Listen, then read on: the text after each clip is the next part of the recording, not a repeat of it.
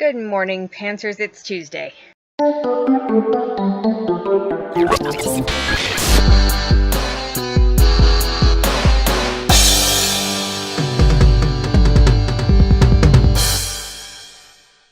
So, replies first. Celine, I'm really glad to see you're back. I'm glad you had a good trip. I mean, I assume you had a good trip, other than the internet thing. I think the lettuce story would be a great story for a tattoo. I love tattoos with good stories. Zoe, the only thing I really know about the spousal veto is the stuff that I read that you link on Twitter, so I don't feel like I really have anything I can add to that. But I'm glad that you talked about it, and I'm glad that you bring it up.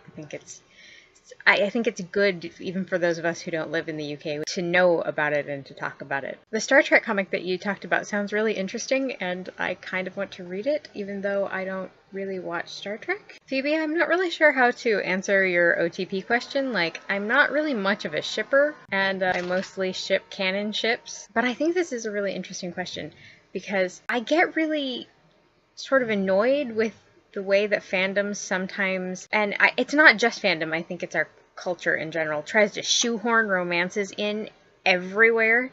And I get really bothered by that sometimes because I think it happens at the expense of the idea that friendships are important. I think there's this kind of hierarchy of loves kind of thing, that friendship is down here at the bottom somewhere, and romantic love is like way up here at the top somewhere, and friendship is not as important.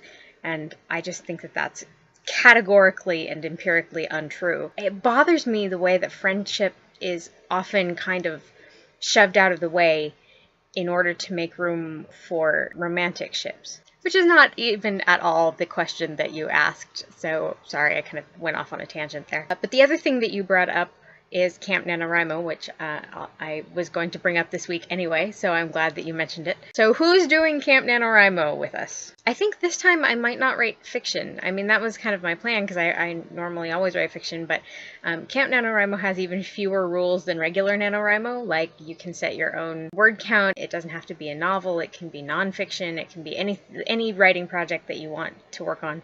And you don't have to begin at the beginning. You can work on something you've already been working on or whatever. So I have this project that I have wanted to do for a really long time, for like years and years and years, and I've kind of never gotten around to it because it seemed like just a huge project and like a lot more effort than I was really able to work myself up to. As you guys know, I keep a journal, and so it's a diary project, basically. It's based on this book that I read a long time ago called The New Diary, which is full of all these like techniques and stuff, and I basically wanted to work my way through all the stuff that's in this book, because I thought it would be interesting, I guess. I mean, I'm willing to talk about it more if anybody's interested in it, but I don't think anybody really is, so I'm trying to sum it up as quickly as possible. So I'm thinking about doing that for Camp NaNoWriMo because I sort of need that kind of incentive to work on it. I need something that's like got a very definite window of opportunity. Otherwise, I'm just never going to do it. So far, the only problem is I can't find another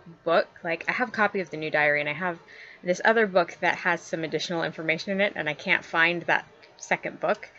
So I'm going to have to dig around and see if I can find that sometime in the next couple of weeks before camp starts. Otherwise, it's going to be kind of weird. But I'm sure it will be fine. So yeah, who else is participating in Camp NaNoWriMo? Maybe we can try to all get into the same cabin this year, because that would be fun. So have a good week, everybody, and DFTBA.